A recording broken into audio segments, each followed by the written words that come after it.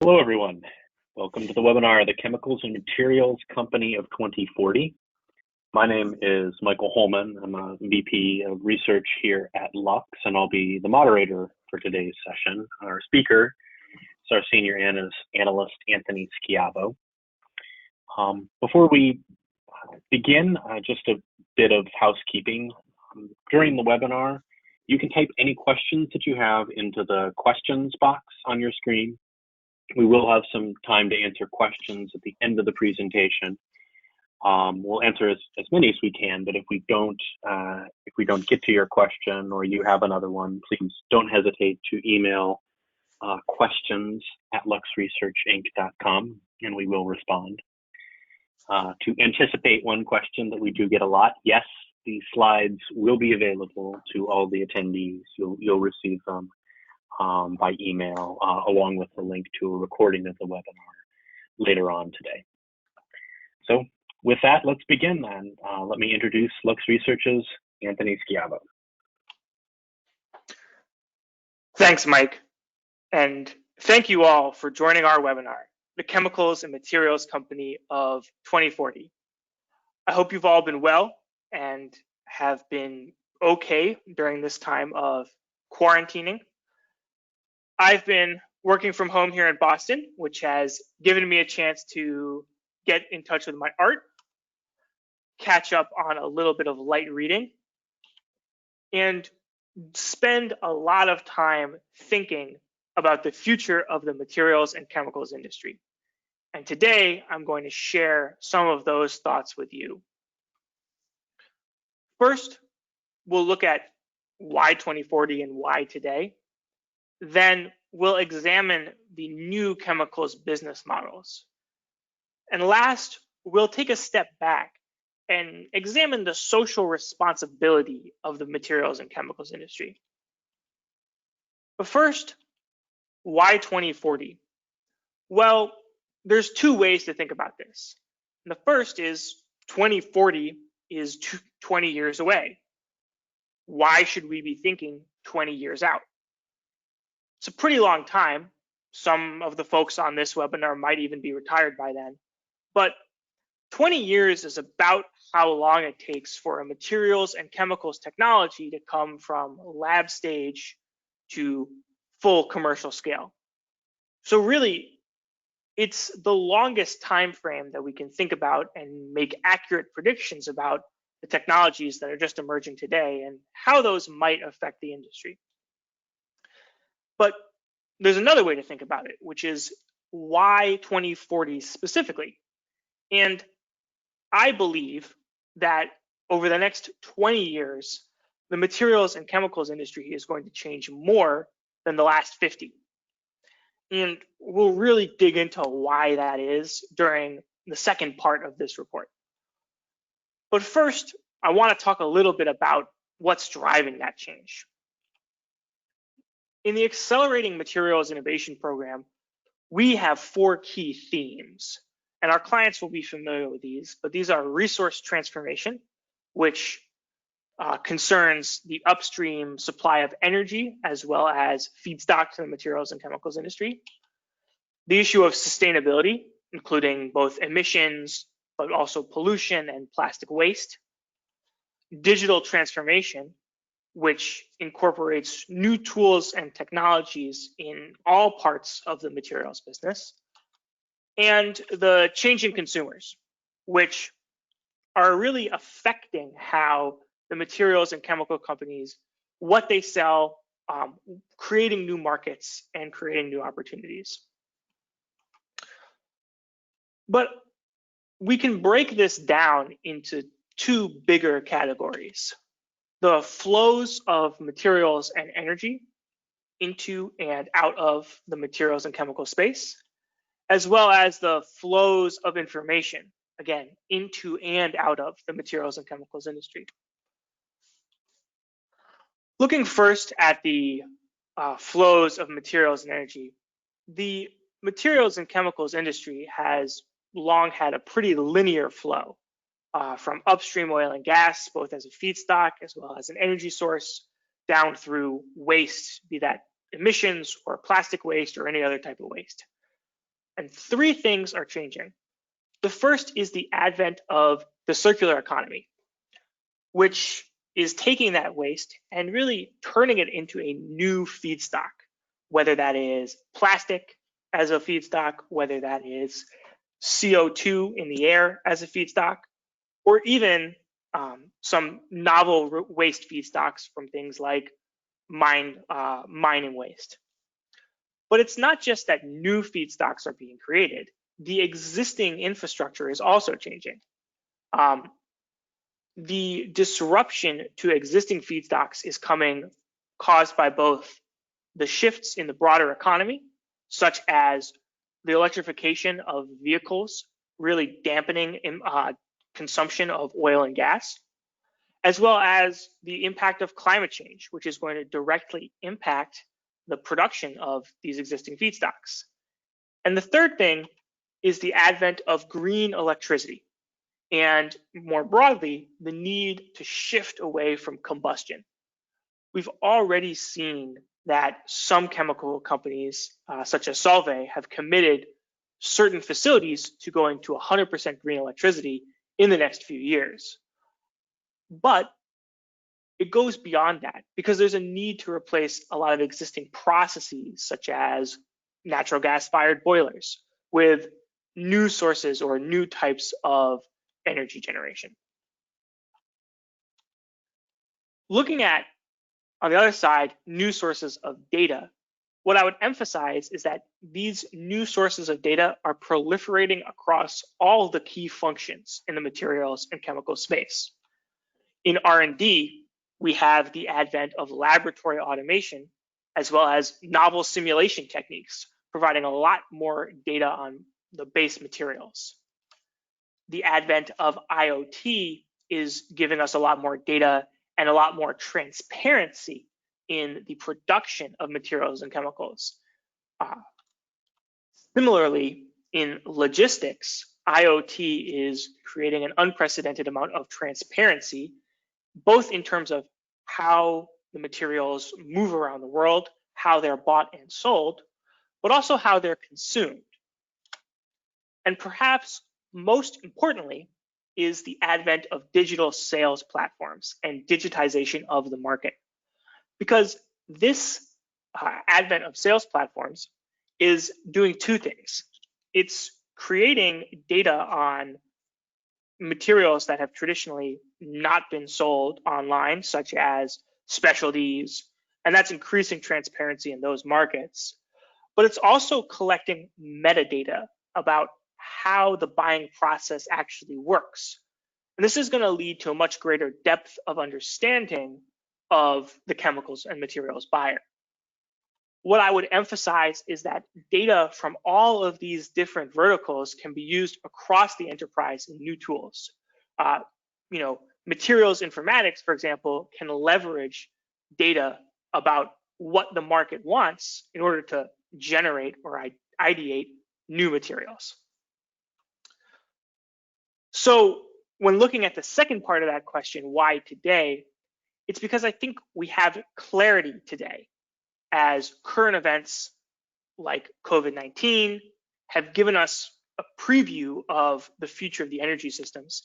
And we now have, I think, a clear enough understanding of digital transformation and the tools and technologies that it is going to bring to really begin to make predictions about the future.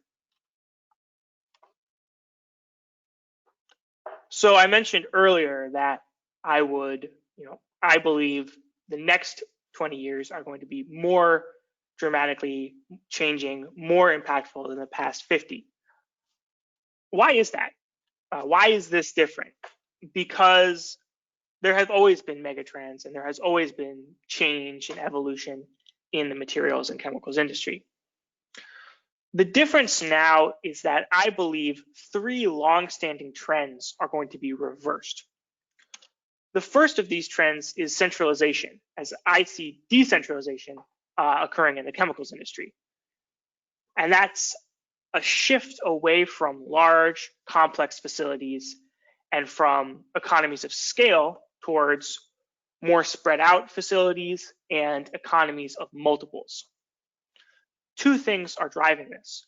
One is a push. Climate change is threatening existing centralized production with extreme weather, flooding, high temperatures, and drought.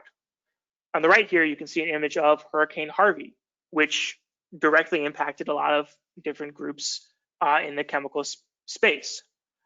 And with climate change, these types of events are going to become more frequent and more severe.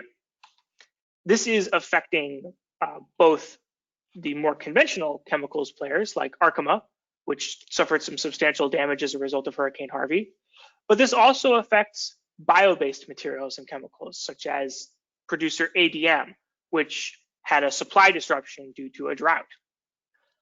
Ultimately, climate change is going to directly threaten the existing base of centralized assets, especially in America and certain parts of Southeast Asia and China. And this is going to provide an impetus, a push away from these centralized assets. At the same time, recycling will create a new distributed feedstock for chemicals.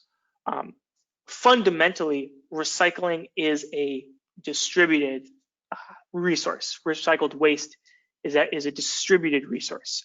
The cost of centralizing waste is so high and so prohibitive that the only way to go about this is installing a distributed type of production.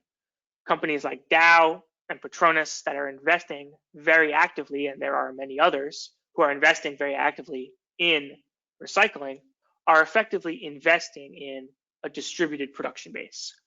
So this new feedstock is going to make the industry more distributed, and it's going to make the industry more resilient, but it's also going to erode the advantages of existing feedstocks, which are predominantly centralized. The second trend is an increase in customization, both of materials and chemicals themselves, but also of the business elements. And this is a reversal of the trend of standardization. And this increased customization is going to come from a few different places. First, core activities in R&D and sales are going to become automated, especially customer-facing tasks like formulation development or product selection are going to be augmented by digital tools. Startup Node already has a digital sales platform that provides automated assistance in selecting formulations. And recently, Evonik developed a materials informatics powered coding formulation development tool, which it released for free for its customers to use. So this digital transformation will enable complex roles like R&D and sales to be done with minimized headcount, potentially even totally automated.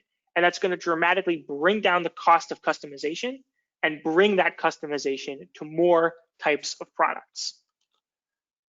Secondly, bio-based production is going to create new possibilities for scale and new types of products, especially fermentation.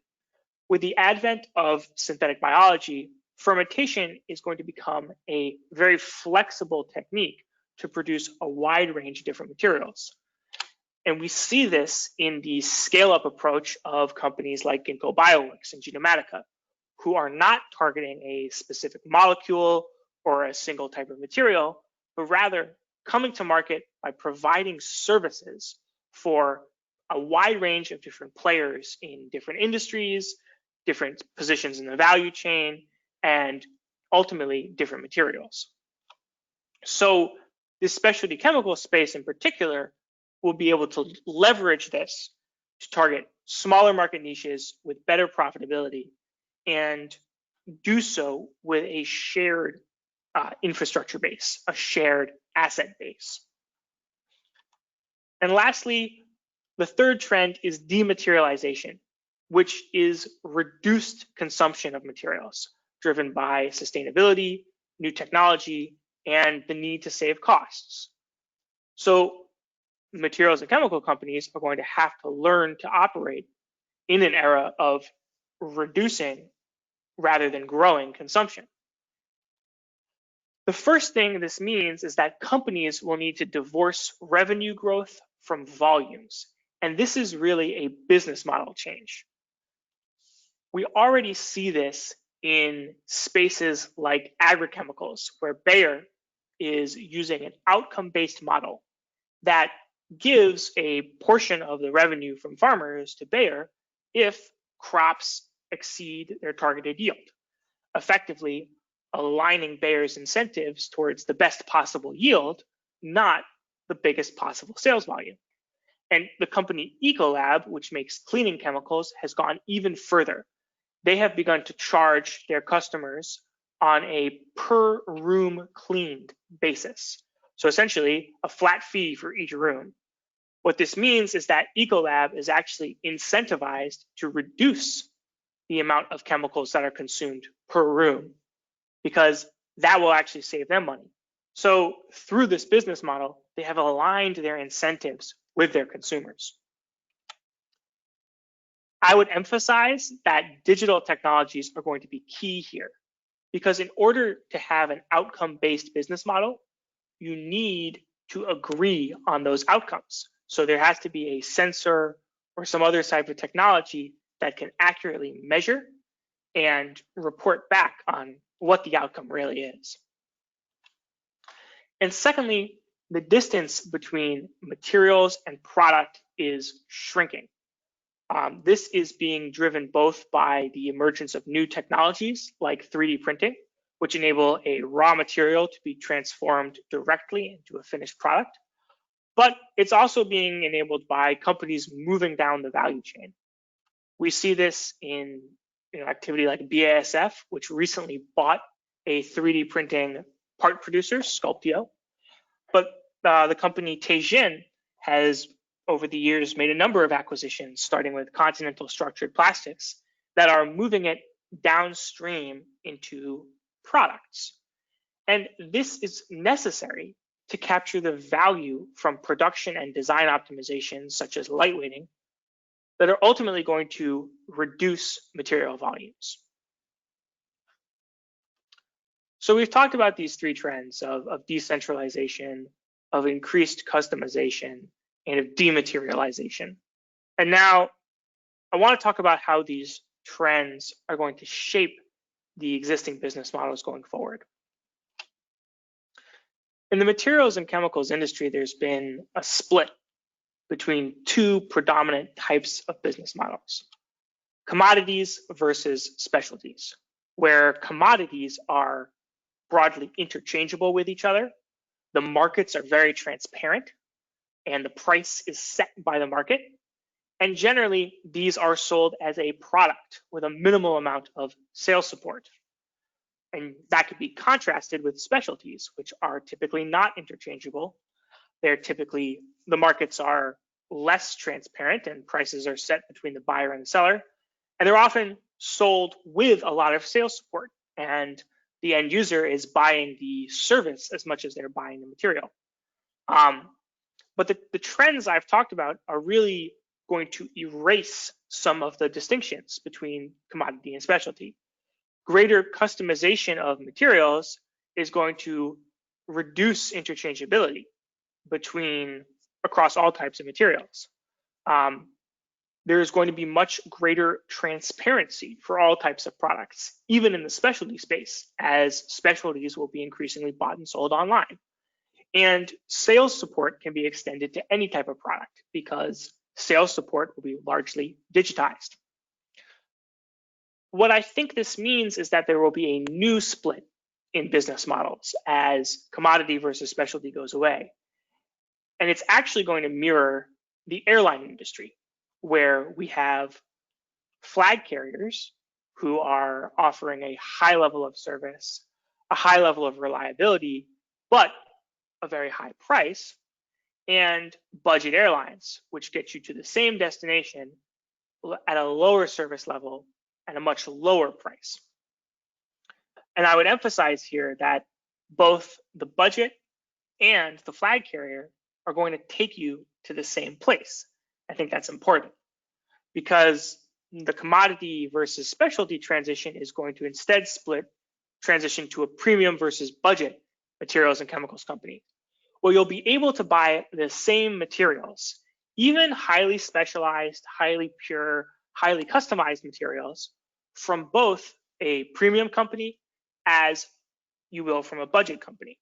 But there'll be a big difference in the level of service and particularly the level of sales support and product design support that you'll get from a premium company versus the buying experience from a budget company, which will be highly automated and perhaps entirely online and really relying on very minimal sales support and only automated tools for sales support. So there'll be really a hugely different buying experience for the end user. And as a result, a very big difference in price. So I would emphasize that this new split is defined by services, not by materials. I would encourage you to recognize that customization has both a material and a business component. I think a lot of materials and chemicals folks hear customization and they think of changes to formulations or changes to chemical structures. But just in a commodities business, changing the order size, changing the delivery method, changing the payment method, those are all forms of customization that can have a very real impact on the buying experience. So it's important to recognize both the material and business components of customization. And lastly, these changes aren't necessarily good for the existing players. This business environment, I think, will get a lot more challenging. In the airline industry, the flag carriers have historically struggled to keep up with the budget players. So this kind of looks like the last slide in the presentation, and maybe for some of you it will be, but I want to step back and just talk for a few minutes about the social responsibility of the materials and chemicals industry. Because I think this is an issue that is now pressing, not just for the materials and chemicals space, but really every industry. This quote here, the old-fashioned belief that the reason for being of a chemical or of a commercial enterprise is to maximize shareholder value, belongs in another century. This sounds like it comes from some nut job like Bernie Sanders, but this is actually a quote by Ilham Kadri, the CEO of Solvay. And she's not alone. The CEO of DSM has recently made comments along the same lines. And here in America, where there has been a substantial reckoning about issues of race and inequality, Jim Fitterling, the CEO of Dow, has driven that company towards a substantial engagement with and commitment to these issues of inequality and sort of the society. Now, this is something I wrote extensively about in my report, The Materials and Chemicals Company of 2040, and there's a lot we could talk about. I'm not going to get into all of it here, but I want to focus on one question, which is how can innovation professionals respond? And I think you can change the way you handle three types of decisions. The first is how you evaluate projects. The materials and chemicals industry is very good at evaluating the long-term profitability and sort of success of projects, but there needs to be a shared framework where issues of sustainability and of society can be integrated and compared with profitability, and probably in direct terms, i.e. putting a dollar value on these things. But this is really tough. A lot of companies already have, for example, a price on CO2, but very few use it. And in the future, there's going to be a lot more factors to optimize. There's going to be a lot more data about sustainability.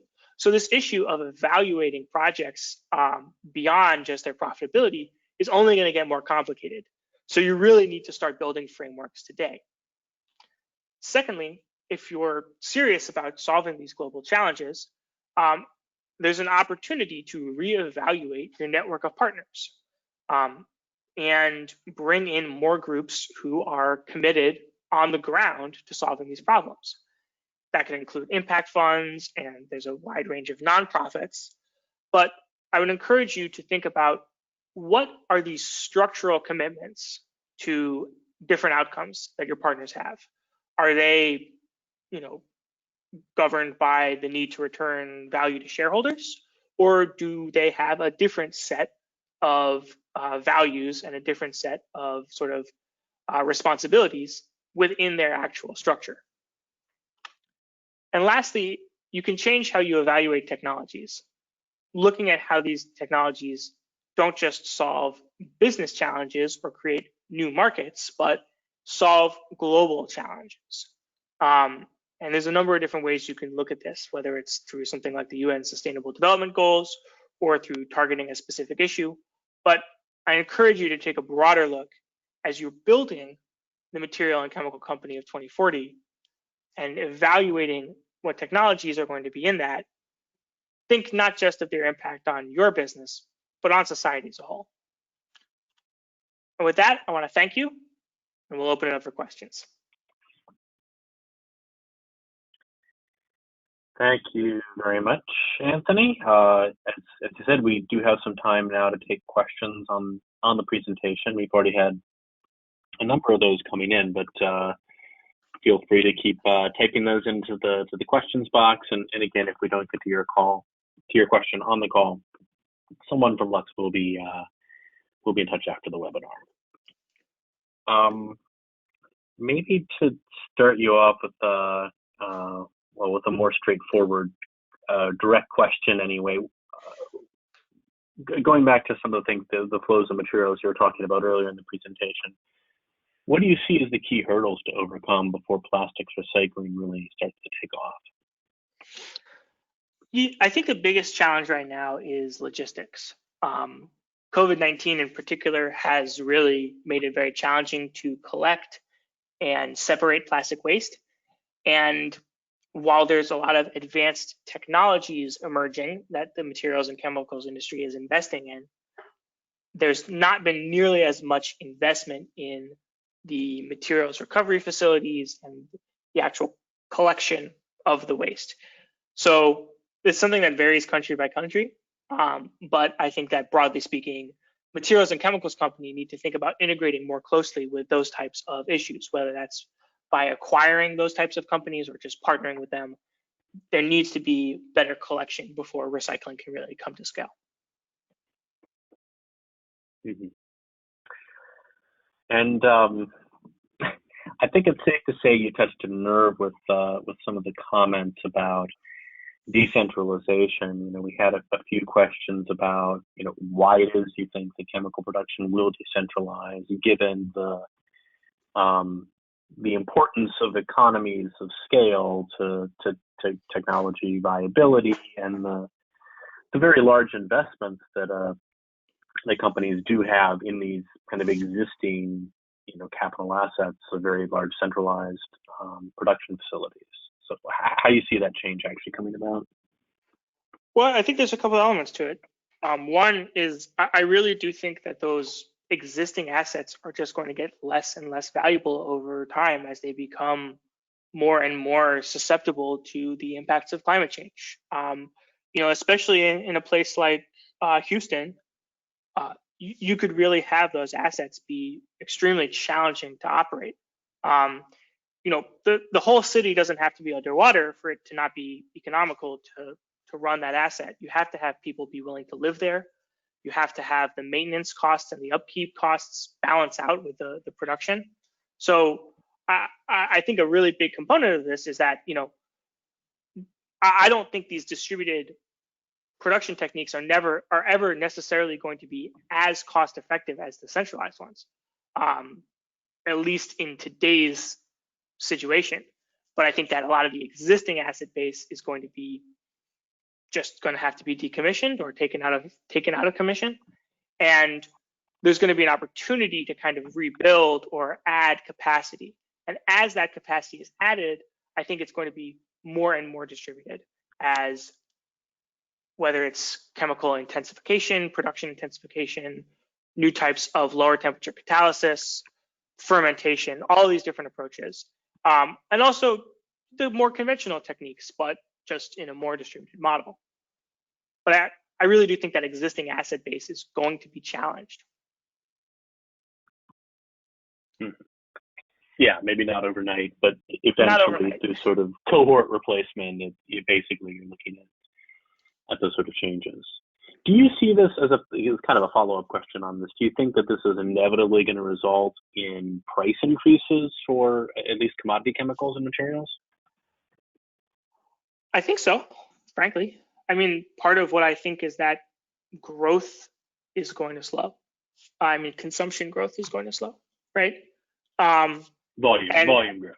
volume growth is going to slow, especially as we, what's driven volume growth in a large sense has been the growth in the middle class, especially in the last 20 years in Asia, in China, and in Southeast Asia. That's going to continue to occur, but by 2040, we'll really need to look to the next middle class, and that might be in Africa, for example. As that Yeah. middle class comes into its own as a crucial driving force of the economy, I think a lot of that GDP growth, a lot of that sort of average revenue growth, consumer spending growth is not going to translate into materials in the same way it has in the past. For example, with the advent of ride sharing, the demand for automobiles might be substantially curtailed if those techniques are fully mature, in 20 years from now. So I just think a bit more broadly, growth is going to slow, and also I think there's a whole question of like the value of producing chemicals, which is a bit complex, and there's a lot of ways to evaluate that. But I do think you're going to see some kind of price change. Mm-hmm.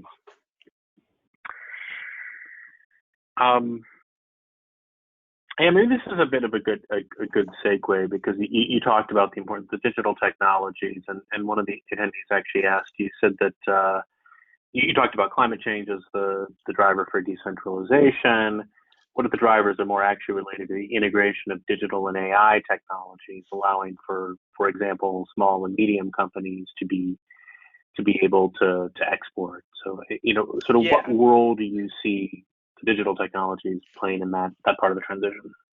That's a big part of it. I didn't touch too much on it, but I do think that smaller materials and chemicals companies, especially, you could run a more formulation-oriented business that just buys materials and acts as a customizer and sells them online. But I do think that there's going to be a lot more opportunity for those types of companies to sell. I think I'm not anticipating a bunch of mom and pop shops, but I think that this is a real opportunity for a lot of Japanese chemical companies in particular. There's a lot of Japanese chemical companies in this kind of 1 billion range. And one of their key challenges is finding new markets for their materials. And there's a lot of barriers. It's been very challenging over the years for them to do that. And if these companies can leverage these digital platforms to sell to new markets and new consumers, that can be sort of hugely impactful for those companies. So I think that type of increased transparency in the market can be a boon. I think it can also be a bit of a detriment. Increased transparency, we've seen Amazon bully a lot of buyers or sellers on its marketplace and introduce its own products. So these marketplaces don't inherently lead to more numbers of sellers, at least in the long run, or an easier time for smaller sellers. But I think for certain companies, they can really potentially position themselves to succeed with this. Mm-hmm. Yeah, no, that's also, again, a kind of a nice segue into another question that came in that I think relates to this idea of the competitiveness of some of the smaller and mid-sized players, and pointing out that automation, these digital tools can make customized formulation costs lower. But what about the administrative costs, in particular the regulatory costs of having a diverse product set? Is that something that will kind of counterbalance that, continue to be a drag on the ability of perhaps some of these smaller or more sort of, as you put it, budget, lower touch sort of companies being able to really compete in these markets? It's a good question. I think that there's two elements of it. One is that I think that digital transformation can really help overcome these challenges. If you look at the pharmaceutical industry, that's a space where digital tools and the use of digital tools is really tightly woven into the regulatory framework. The drug companies, the digital experts, and the regulators all come together and they agree that if a new drug candidate passes a certain simulation or meets a certain set of digital tests, then it can enter into a later stage of the regulatory process. So there's really an opportunity here for something very similar, I think. And it doesn't necessarily even have to be regulatory per se. A good example would be anti-corrosion, where there is very, very long qualification times, and qualification times have only been getting longer over time, where companies need to test products for 5 or 10 years. And you could have a situation where the buyers and the sellers, the coding companies and the shipping companies come together and agree on some shared frameworks. Gosh, what was the second part of that question? Just about how the impact of regulatory costs might or might not be a drag on the. You mentioned Amazon, right? This is something you already see in the digital realm, right, where things like GDPR in Europe is effectively, these regulations that are very expensive to comply with become a kind of effectively a barrier to entry for smaller companies, because it's only the big companies that have the kind of the capability to deal with all the compliance stuff. Yeah, it really depends, I think, on the material in the market. For some things like new antimicrobials, I think it's still going to be really challenging. But I think for a lot of formulated products, maybe more in like paint coatings, conductive composites, that type of thing, I think it will accelerate time to market. Mm-hmm. Speaking of regulatory issues, how do you see the trend in carbon pricing? Well, we did a whole webinar on that. But basically, carbon prices have to be a lot higher for them to really be effective in changing decision making. Like $100 per ton plus, right?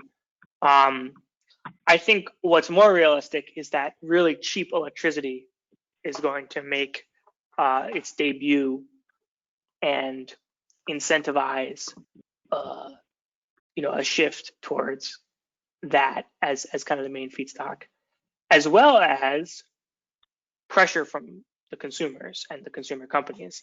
I think Apple has been making a lot of waves recently, basically saying, hey, everyone needs to shift over to renewable electricity in our supply chain.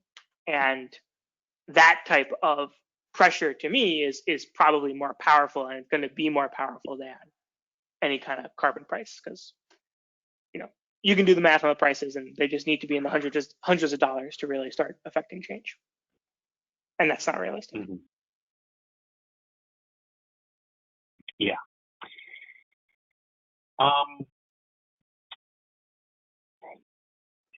So maybe if you don't see it as the carbon prices being this, what do you think is going to be the most significant political factor that will impact the chemicals and materials industry over the course of this next 20 years? It's a good question, and I think there is a real reevaluation of the sort of laissez-faire capitalism that has really taken place over the last 20 to 40 years. That Milton Friedman, the purpose of the enterprise is just to make money type of capitalism that has really dominated the political thought, certainly in business, but also I think in a lot of nations as well.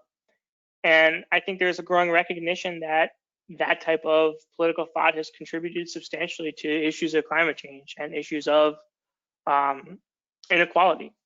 And so I think there's going to be a real reevaluation of that system of capitalism and what that means in terms of regulations, probably more of those. And but I think it really means a shift in the relationship between the shareholders in the chemicals industry, the stock owners and the shareholders and the companies themselves. That relationship is really going to be reexamined. Mm-hmm. Yeah, I mean, and I think we'd all agree that makes for a pretty profound change. If that indeed is correct, and it's definitely something we're seeing a lot of signs of. So, well, I think that takes us about to the end of our time, and we'll wrap up the webinar for today. I really appreciate everyone joining and all of the great and very engaging and thought-provoking questions. As I mentioned, the slide presentation and the recording from the webinar today will be sent out to everyone on email. And after you leave the webinar, you will be prompted to complete a survey. We really appreciate if you can take just a minute or so to do that. The feedback that we get there really helps us to inform and improve on future webinars. So thanks again, Anthony, for the presentation. Thank you all for joining us, and have a great day.